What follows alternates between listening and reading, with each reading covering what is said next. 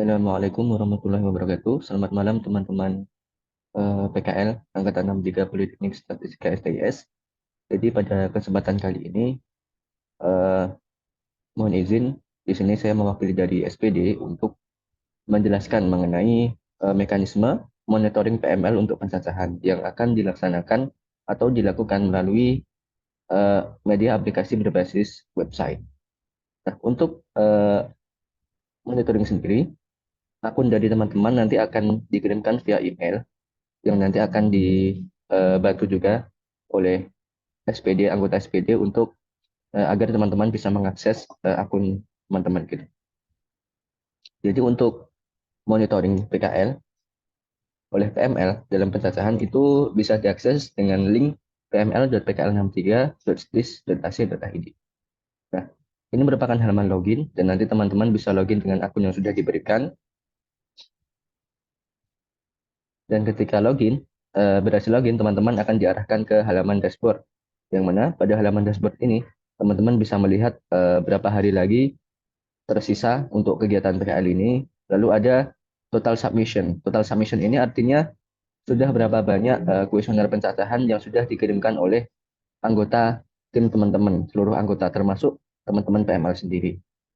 Jadi yang pertama ada total submission. Lalu yang selanjutnya di sampingnya, teman-teman juga bisa melihat berapa jumlah dari kuesioner berdasarkan statusnya.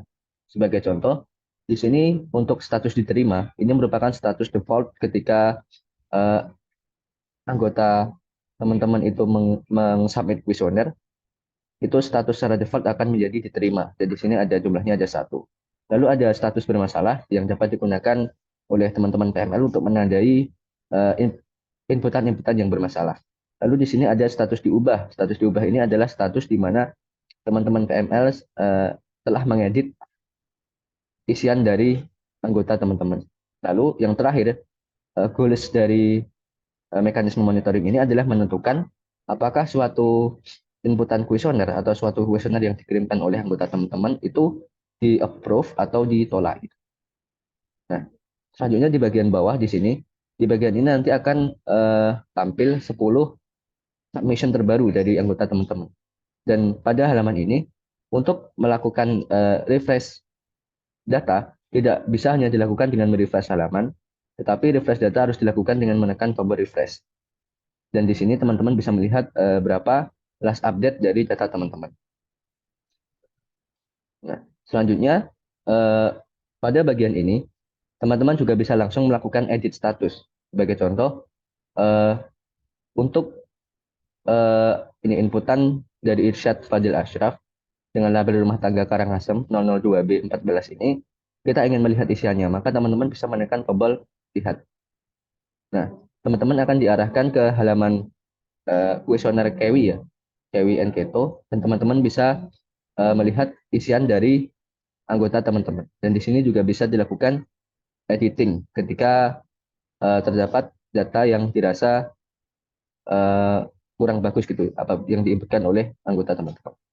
Nah, ketika teman-teman ingin melakukan edit, maka teman-teman menekan tombol submit di bagian ini. Sebagai contoh, di sini kita keterangan pencacahan, kita ganti terisi lengkap, lalu di sini kita submit. Nah, di sini sudah ada pesan berhasil. Nah, teman-teman nggak usah khawatir ketika bertemu dengan seperti ini. Teman-teman cukup uh, close saja, lalu kembali ke halaman sebelumnya. Teman-teman melakukan refresh. Nah, di sini terlihat bahwa tadi kita sudah melakukan perubahan terhadap data ini. Dan kita juga bisa melihat lagi datanya. Katakanlah ini data sudah bagus. Ketika data sudah bagus, maka teman-teman tidak perlu melakukan apapun, cukup mengeclose halaman KW-nya. Jadi cukup disilang saja. Lalu teman-teman bisa menandai di sini ketika sudah bagus menjadi approved, tinggal klik saja dan langsung berubah. Atau ingin menandai sebagai statusnya apa gitu. Jadi tergantung dari teman-teman PMR. Nah, lalu ini halaman submission terbaru. Lalu di sini ada halaman submission. Halaman submission ini prinsip kerjanya sama persis dengan halaman submission terbaru tadi. Hanya saja pada halaman ini teman-teman bisa melakukan filtering berdasarkan statusnya. Sebagai contoh di sini kita tidak ingin melihat yang approve. Nah, ya kita hanya melihat selain approve. Dan nanti teman-teman bisa memainkan toggle yang ada di sini. Lalu juga ada urutan datanya dari data terlama atau dari data terbaru. Lalu juga bisa melakukan filter berdasarkan anggota. Katakanlah di sini kita tidak ingin irsyad, nah datanya tidak ada karena cuma irsyad yang mengirim. Jadi teman-teman bisa melakukan filter, ada nama pengirim, lalu ada wilayah kerja juga. Lalu di sini juga ada tombol refresh seperti yang di depan tadi. Teman-teman ketika ingin mendapatkan data terbaru harus menekan tombol refresh ini. Dan di sini juga bisa melakukan pencarian berdasarkan laba rumah tangga. Di sini misal pemajutan kolom. Nah, jadi di sini juga teman-teman bisa melakukan editing status. Nah, jadi goals dari website ini adalah nanti teman-teman menentukan inputan atau kuesioner yang dikirimkan oleh anggota teman-teman itu statusnya ditolak atau di-approve karena ini nanti akan sangat krusial untuk menentukan data mana yang akan diserahkan kepada tim pengolahan. Ketika nanti ditolak, data tersebut tidak akan diserahkan ke tim pengolahan. Lalu terakhir di sini ada data tim. Nah, di sini cuma untuk melihat ringkasan singkat saja ada berapa total data yang sudah dikirimkan oleh anggota teman-teman, lalu berapa dari yang semua dikirimkan itu berapa yang sudah di-approve. Nanti bisa lihat di sini. Nah, mungkin itu saja sebenarnya untuk website PML. Jadi penggunaannya sangat mudah. Intinya teman-teman nanti eh, bisa melihat dan bisa mengedit inputan dari anggota teman-teman dan teman-teman menentukan status akhirnya itu sudah di-approve atau ditolak. Dan ketika sudah selesai, teman-teman bisa melakukan logout dan akan kembali ke halaman login.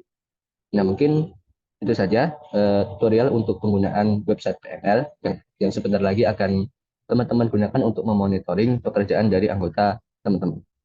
Akhir kata, kami dari SPD mengucapkan semangat buat teman-teman semua yang khususnya PML yang akan melakukan monitoring dan semangat juga untuk kita semua.